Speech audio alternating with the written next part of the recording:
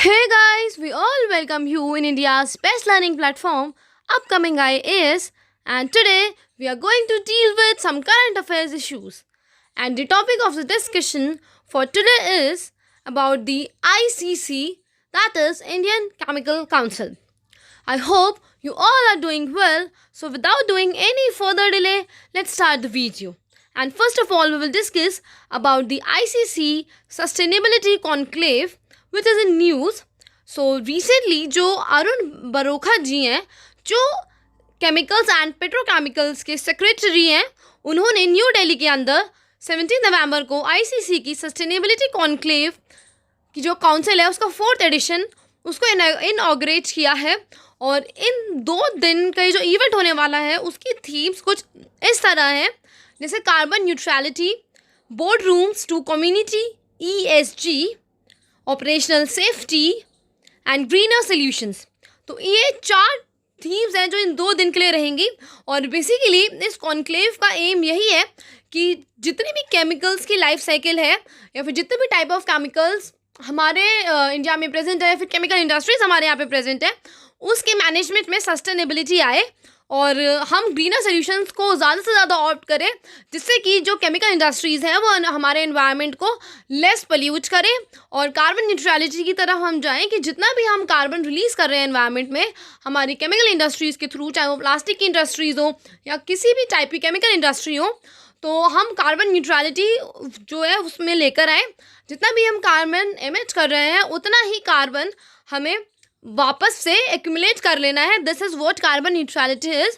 तो हमें ऐसी चीज़ें करनी होंगी, हमें ऑपरेशनल सेफ्टी भी जैसे जो मेजर्स है वो लेने पड़ेंगे. ऑपरेशनल सेफ्टी लाइक कि जो भी उस केमिकल इंडस्ट्री के अंदर वर्कर्स काम कर रहे हैं, लेबर वर्क कर रही है, उनकी सेफ्टी के लिए भी, क्योंकि बहुत बार देखा जाता है कि जो वो केमिकल से वर्क कर रहे होते हैं अगर वो उनके किसी बॉडी पार्ट पे गिर जाता है तो वो पूरा वहाँ से बर्न हो जाता है, या फिर जो एसिड होता है वो उनकी बॉडी के अंदर चला जाता है तो उनका वो बॉडी पार्ट कट करना पड़ता है. तो इसीलिए बहुत ही ज़्यादा सोचिए इनकी थीम्स जो है वो बनाई गई हैं, जिससे कि पूरी जो भी लाइफ साइकिल है केमिकल्स की हम उसे मैनेज करें पूरे सस्टेनेबिलिटी के साथ. और ये जो कॉन्क्लेव है ये UNEP के साथ international council of chemical associations हैं, इन्होंने जॉइंटली ऑर्गेनाइज किया है. और इनके साथ जो इन्हें सपोर्ट करने वाली 2 मिनिस्ट्रीज़ हैं वो हैं ministry of chemicals and fertiliser and MOEFCC.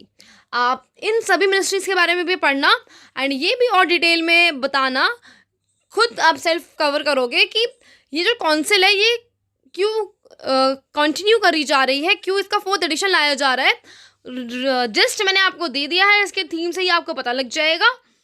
अब हम नेक्स्ट ICC की तरफ चलते हैं. We will learn more about ICC. हमारी इंडियन केमिकल काउंसिल है, ये 1938 में बनी थी और ये एपेक्स बॉडी है, एपेक्स नेशनल बॉडी है. जितने भी टाइप ऑफ केमिकल इंडस्ट्रीज़ हैं इंडिया की, उन सभी केमिकल इंडस्ट्रीज़ की ब्रांचेस के लिए ये एक एपेक्स नेशनल बॉडी है, इससे ऊपर और कोई नहीं है. फिर चाहे वो प्लास्टिक से रिलेटेड केमिकल इंडस्ट्री हो, ऑर्गेनिक से रिलेटेड हो या फिर इनऑर्गेनिक केमिकल से रिलेटेड हो, ICC ही उनकी जो एपेक्स बॉडी है. एंड ये इसकी जो वैल्यू है वो इतनी ज़्यादा है आज के टाइम में कि जो ministry of commerce and industry है उन्होंने बोला है कि ICC को जो उसके जितने भी ऑफिसेज हैं उनमें उन्हें सर्टिफिकेट ऑफ ओरिजिन इशू करवाना है, जो कि एक बहुत ही ज़्यादा इनवैल्यूएबल डॉक्यूमेंट है सभी एक्सपोर्टर्स के लिए. और इनके 4 ऑफिसेज हैं, मुंबई, न्यू दिल्ली, कोलकाता एंड चेन्नई. तो इन चारों ऑफिसेज को ये बोला गया है कि सर्टिफिकेट ऑफ ओरिजिन आपको सभी को इशू कराना है, जिससे कि जिस भी टाइप ऑफ केमिकल्स कि वो इंडस्ट्रीज़ है उससे रिलेटेड वो मेजर्स ले पाएँ जो भी उस थीम के अंडर थे, और कार्बन न्यूट्रलिटी की तरफ जाएं और ग्रीनर सॉल्यूशंस ऑप्ट करें, जिससे कि जो एक्सपोर्ट करने वाली चीज़ें होंगी एक्सपोर्टर्स को कोई भी वो इशू ना राइज कर सके. अपना सेशन यही एंड करते हैं. I hope you learn a lot, enjoyed a lot. Thank you so much and have a nice day ahead. Do your best study and stay tuned for the next update.